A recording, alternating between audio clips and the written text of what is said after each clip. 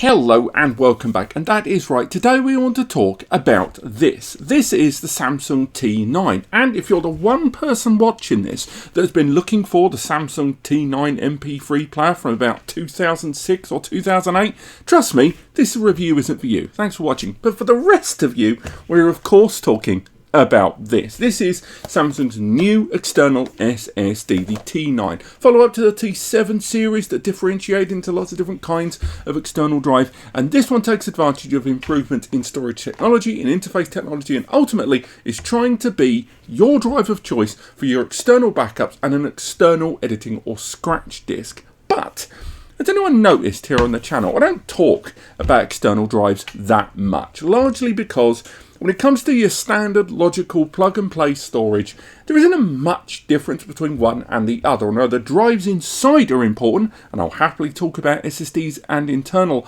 hard drives and SSDs till the cows come home. When it comes to external drives, it takes something extra to put a drive ahead of the pack. And in recent years, whenever we've talked about external drives, it's always been when they've brought something new to the table. So that we are going to review this drive, I think it's important to try and isolate the things about it that set it apart from other drives in the market, for good, for bad, or for meh, somewhere in the middle.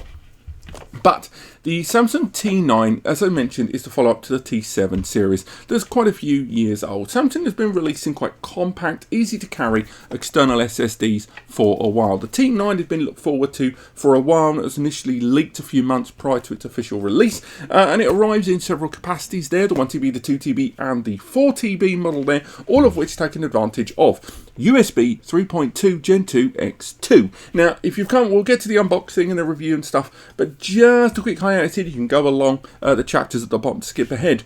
If you don't know what USB 3.2 Gen 2 X2 is, I think it's worth taking a moment to know what it is and why it is, which is really crucial for a lot of users. USB has seen substantial changes over the last few years. Again, skip ahead on the chapters if you already know this.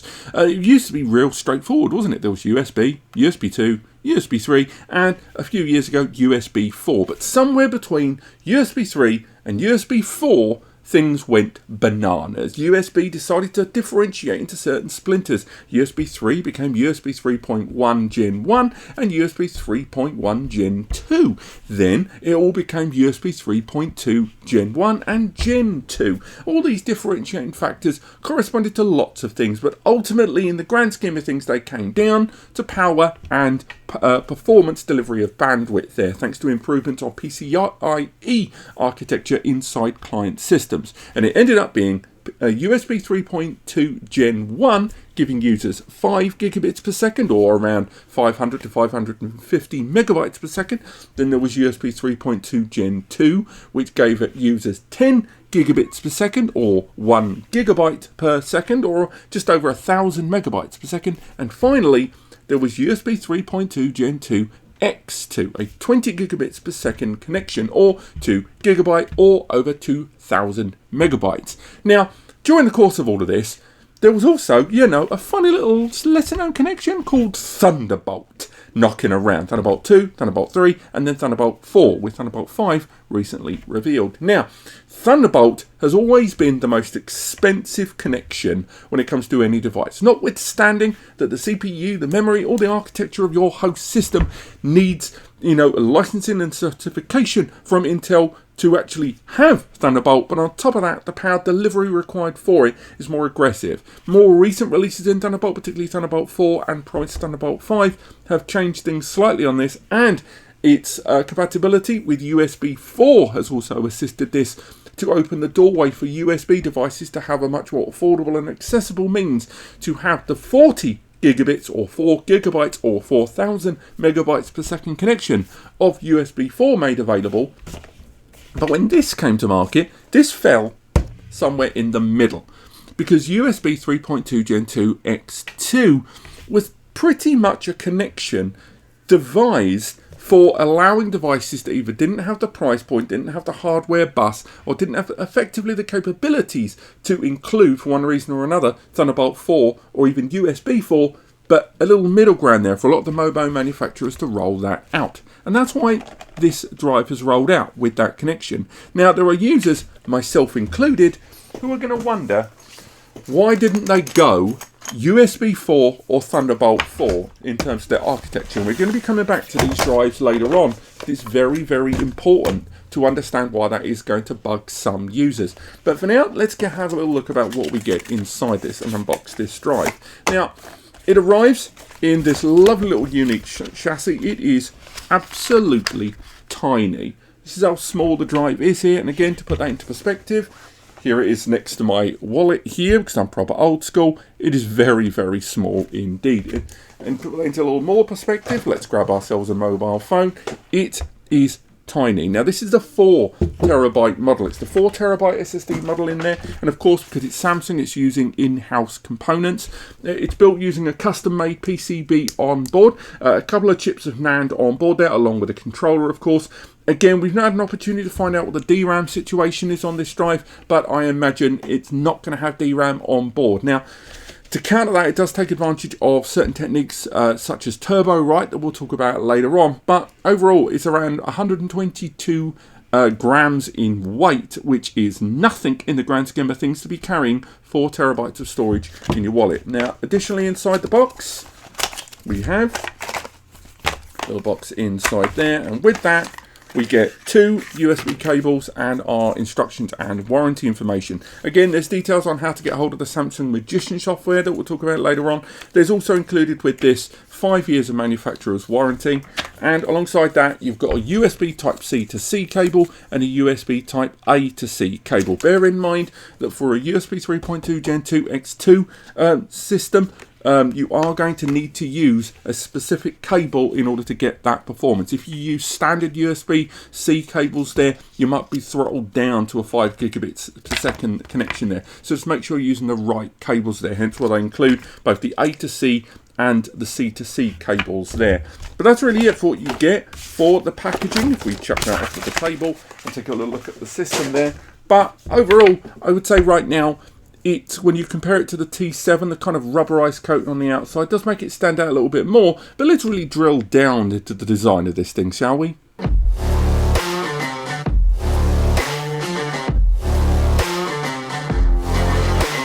Now, that casing is something of a change from what we saw previously in the Samsung T7 series, which arrived with USB 3.2 Gen 2, by the way.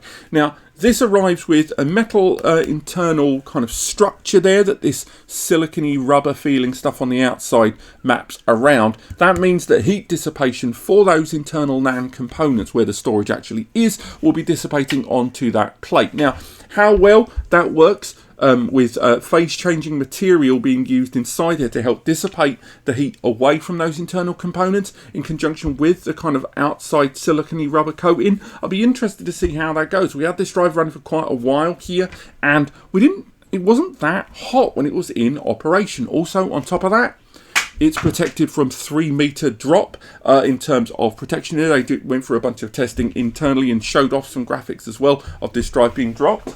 So you've got yourself a pretty well protected 4TB drive there. But I will say that although I couldn't find any direct information about the IP rating on this of ingress protection, it looks like it is an IP65 drive there based on what we've seen, based on the schematics and comparing it against that of the Samsung T7 that came before it. Now, that means it's protected from light, dust and water ingress there, IP65, which sounds good, but unfortunately, when you look at its main competitors when it comes to portable, large storage and protected storage for photo and video editors, you're of course going to be making comparisons against the likes of Lacey with their orange-covered iconic drive in photo editing circles and video editing circles, but also G-Tech as well with a lot of their G drives. Now, a lot of those drives, as mentioned, like this one, although this is a mechanical hard drive version, they do have SSDs of this.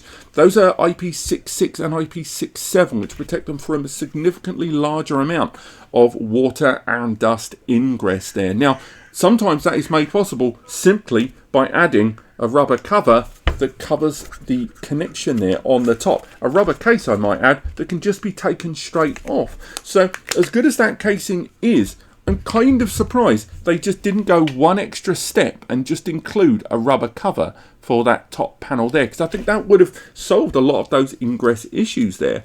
But nevertheless, in terms of design, I can't really fault it in terms of the scale, the rigidity of it. It does feel very high quality there. And, you know, obviously the scale of it is tremendously small indeed. But let's take a little moment to talk a little bit more about what's inside this and the capabilities of that hardware.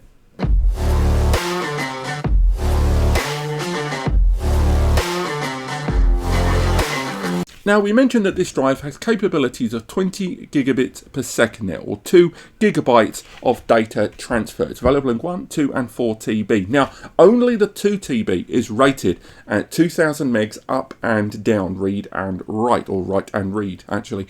But the 1 and the 2 TB, unfortunately, although they have a 2 gigabytes per second read factor, the transfer rates on write were reported 1950. Now, there's a lot of you that can hear that and go, oh, for Christ's sake, get off their back. It's 50 megabytes. Get over yourself. And you're right, it's not much. However, there's a few things to factor in there. Number one, this drive, you know, because it's arriving in that USB 3.2 Gen 2 bracket and not USB 4 and not Thunderbolt 4 and, you know, those connections which are already in the market, and arguably, despite shortages in some of the components of Thunderbolt 4 over the last few years, have now got better.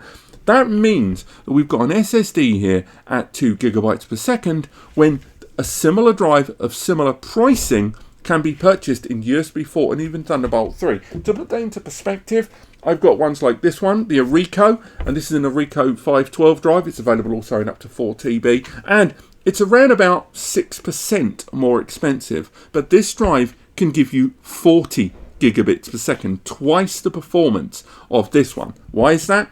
Because the SSD inside this is a Gen 3 SSD. It's a Gen 3 M2 NVMe inside that casing, and it's got the interface to not bottleneck that. And that's the point I'm making, because Samsung have a lot of good SSDs. Indeed, they have Gen 3 and Gen 4 SSDs that can crank out 3,000, 4,000, all the way up to 7,000 megabytes per second. But this SSD has got that interface there at the top, which is limiting its performance down to 2 gigabytes per second. Had they released exactly the same drive, I'm willing to bet with exactly the same NAND inside, but they used a USB 4 connection or a Thunderbolt 3 connection, we'd have higher performance. Samsung produced damn fine NAND, and then there's NAND controllers as well are pretty darn good too. Then when they were walking out the Ellipsis and the Pascal controllers on their previous releases, they were damn fine. And it kind of bugs me that we've got a drive here that has 1 or 2, depending on the capacity you go for, sections of NAND, and no doubt a sufficient NVMe PCIe controller inside, and it's being somewhat bottlenecked by that connection at the top. If you don't have a Thunderbolt 4 connection, if you don't have a USB 4 connection, then you're not losing out, really, are you? And it is, of course, completely backwards compatible with the older generation NVMe's, but USB connections. But still, nonetheless, I still just find that choice of connection this drive's arriving with just a little weird. Now, on the plus side, whereas a lot of the drives that I talk about, including that Arica I just mentioned, take advantage of something called over-provisioning, which is when an area of storage is used as an area of buffer and write cache, they take things a little step further with something called turbo write. That's Samsung's improvement upon it to create an area of pseudo SLC NAND to vastly improve that write performance, and then during periods of idle or necessity, it then moves the data over to the larger storage inside it. You know, that's an oversimplification, but it's still very good. And Samsung are very keen to highlight that this drive arrives with 180 gig of that pseudo SLC turbo write cache, or write space even. Now, why is that good? That means that when you're writing to the drive, you're going to have longer sustained periods of that high speed. 180 gig at 180 gigabytes at 2 gigabytes per second gives you a decent amount of write time for you to enjoy at that high speed point. Good, right? And it is good. But do bear in mind, and Samsung, if you're listening, maybe be a little louder about this, only the 4 TB drive has 180 gig of that turbo write space. The 1 TB only has 22 gigabytes, and the 2 TB has 88 gigabytes, which is better. But if you're only going to go for the 1 TB drive, 22 gig at 2 gigabytes per second, if you're going full-fledged write, isn't going to last as long in terms of that sustained improvements benefit over time for turbo write. It's not necessarily a lie or a bad thing, they do state it in their specifications, but I do wish they would at least show the 22, 88 and 160 gigabyte difference across that turbo write across the device. It's also super straightforward to connect this drive to your mobile phone, with immediately appearing on your available storage manager from within Android and both iOS. Connecting the drive via the USB point-to-point with no additional cable and no additional power required other than directly interface to interface does mean you're going to have a drive that's incredibly useful for transferring recordings from your high-end cameraed smartphone device over to an editing drive for then to use on your own editing desktop machine. Another thing I want to touch on is when it comes to the price point that this arrives with, which is by no means bad, it's actually better in most respects than what the T7 had when it arrived. It's worth highlighting that the if you bought this as it is and you compared it against buying either an external USB 3.2 Gen 2 enclosure, again this is an Eno one here, this gives you that 20 gig but it's without the SSD, this will set you back around 60 to 70 quid, or you can go for a USB 4 and Thunderbolt 4 external drive casing, again just the casing there. Either one of these two will present you with an external case that you can use for your SSD of choice, or it will provide you with a fan-assisted external case if you choose. And these, then you buy a Samsung SSD and stick it inside them. It actually costs relatively similar in price to buying this. Now, yes, you're buying a pre-built, pre-made device. You're buying it because it's compact. You are buying it because of that extra turbo write space. You are buying an SSD that is kind of crafted for a certain kind of user that wants convenience, ease of access and portability, something that arguably these do not provide. This on the other hand being much noisier with an active cooling fan there on the front and being much more of a power drain.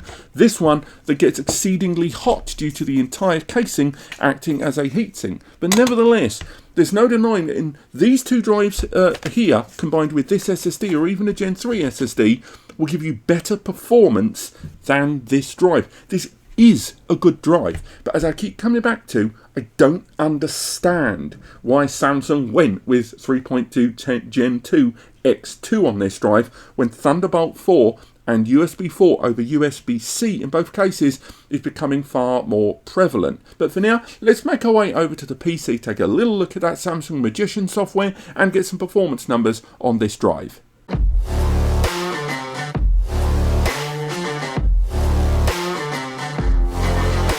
Right, so now we've connected the T9 drive to this Windows PC. I've already done some extensive write operations on this drive, so we could run a Windows image backup onto this, so we had some rather consistent write, and it was very, very quick. And also the drive didn't get too hot. I mean, one thing I did notice when we went into AJA for our benchmarks, if we're going for a 1 gig benchmark there on the T9, and we'll get the performance measures there at the bottom, we go for a consistent read-write. This is the 4TB drive, and obviously what we're dealing with here is a 1 gig file, but because that file was too quick, the read number was just a little bit wrong there, and again, we are dealing with quite a large file, so to make that rather erroneous number there a little bit more palatable, we need to scale things up just a little bit. So we're going to go for a 16 gig test file there on that drive, and this is where we see more realistic numbers coming from this drive because of that sustained number over time. I will say, while it's doing this here in the background, and we will move on to the Samsung Magician tool in just a moment, that during this, that turbo write area really proved its worth, and it managed during the read operation to never really dip lower than about 1990. Of course, while we're doing 16 gig there, we would eventually oversaturate onto this drive. Now again, those of you that are seeing that number on the right and seeing it exceed that 2 gigabytes per second number, just bear in mind it's due to the calculation between megabytes and gigabytes there, but it is still fully saturating this USB 3.2 3.2 Gen 2 X2 connection there, but we'll get on to what happens when you connect this drive to a non-USB 3.2 Gen 2 X2 connection in just a moment. But if we make things even beefier and this time go down to a 5K RED file there and go for a 64 gig, this is when that oversaturation, because remember, it hasn't even had enough time yet to really go through what we've done so far, but now we're watching 64 gigabytes of 5K file be written to this drive in this test, and this is where we start to see the temperature on that drive rise quite notably. Still not loads, and arguably when I look at some of the other drives that I've talked about earlier on, and we'll talk a little bit more about those M2s, they would have got extraordinarily hot during this process, but still during the right operation, this is where we start to see that oversaturation take place. And as good as turbo write can be, this is just truly indicative of what we would talk about when a drive is being overly hit. It still hits those massive numbers, but this is still a very hefty test in terms of write. Once this is done, of course, moving into read, we get to see something a little bit more interesting there. And also when we go into Samsung Magician, how their benchmarking tools reflect ever so slightly differently on this drive during these tests. But for now, don't be disheartened by the fact that this drive is showing us now 830 megs during this write operation. That is massively to do with the oversaturation factor that we've talked about there on this drive over that connection. But still, nonetheless, it's a hefty file. But when we move on to read is when we're really going to see a change of pace, because read means it's going to be accessing that file that is pre-written onto the file, and that's where that oversaturation is ever so slightly relieved, and hopefully we'll still see those high-end 1500 to 2000 megs performance numbers during the read op. We're seeing it starting nice early numbers in the 2000s, but of course it's going to depreciate over time. And of course, as we use OBS to conduct these tests, that can always be a little bit harmful to the overall benchmark results. But still, as we closely reach the halfway part, we're still in the very, very high 1700s, and still of a consistent file of 64 gig being written to this file. This is still pretty damn impressive as a 5K insanely dense file being written to this. Again, don't be disheartened by that 729 meg. That really isn't the end of the world here when you look at that read speed there, and also the consistency and the weight of the sort of file that we are talking about here. But for now, let's conclude that AJA testing and make our way over to the Samsung Magician software. Now, Samsung Magician, as I've touched on earlier on, is still one of the best applications, in my opinion, for managing hard drives and storage on your client device. All the hard drive and SSD brands out there have their own, but for me, Samsung Magician is probably the most detailed. Notwithstanding that you can monitor third-party drives and apply a lot of these benchmarks and testing tools, but on the Samsung SSD and utilizing Samsung Magician, you've got a lot of things you can play around with. Notwithstanding, you can see the temperature of the drive, which once again was doing pretty darn good in terms of its temperature. But on top of that, when it comes to the performance numbers, you can go ahead and use some of their own benchmarking tools that are built in, which are pretty customizable. You can change a lot of the range of the benchmark, whereas most tools only just have a benchmark button. This allows you to go into quite a lot of detail about the results that you want to go for, and then export those results quite extensively. On top of that, diagnostic scans of the drive will allow you to look for bad sectors on a schedule or automatically every time the drive boots.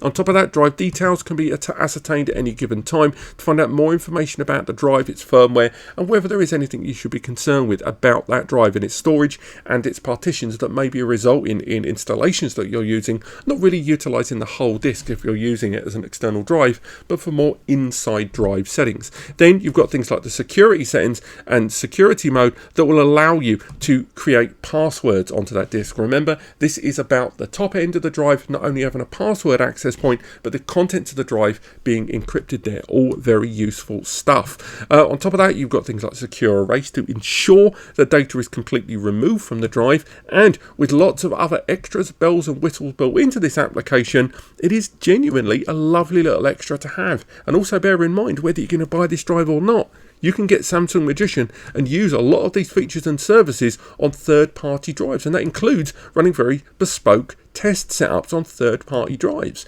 And you've got that included with this drive, whether you like it or not. It's a great little tool. But while I'm talking about all these software and reported marks, it is worth highlighting, as I touched on earlier on, that if you are using this drive, a 3.2 Gen 2 X2 drive, in a non 3.2 Gen 2 X2 connected port, or a port like USB 4 or Thunderbolt 4 that hasn't had those extra bits put in, because some do, some don't, the performance numbers you get will be different. Case in point, when we've got this drive, I've moved this drive now over from the USB port, the USB 3.2 Gen 2 X2 port onto a Thunderbolt 4 port that doesn't support this architecture. Testing this drive on this single gig test file here, utilizing it via a Thunderbolt 4 port, clearly shows that it was then being hampered somewhat, because that Thunderbolt 4 port only went up to Gen 2 3.2 Gen 2 there, so you can see that cap there at read of 1000 megs and consistently across the board. So if you're going to use this drive in a non 3.2 Gen 2 X2 port, make sure it at least has compatibility, or at least recent drivers to update towards it. But that's enough about Samsung Magician and that performance number, so let's head back to the camera there in the main studio and summarize everything we learned and whether you should go for this drive.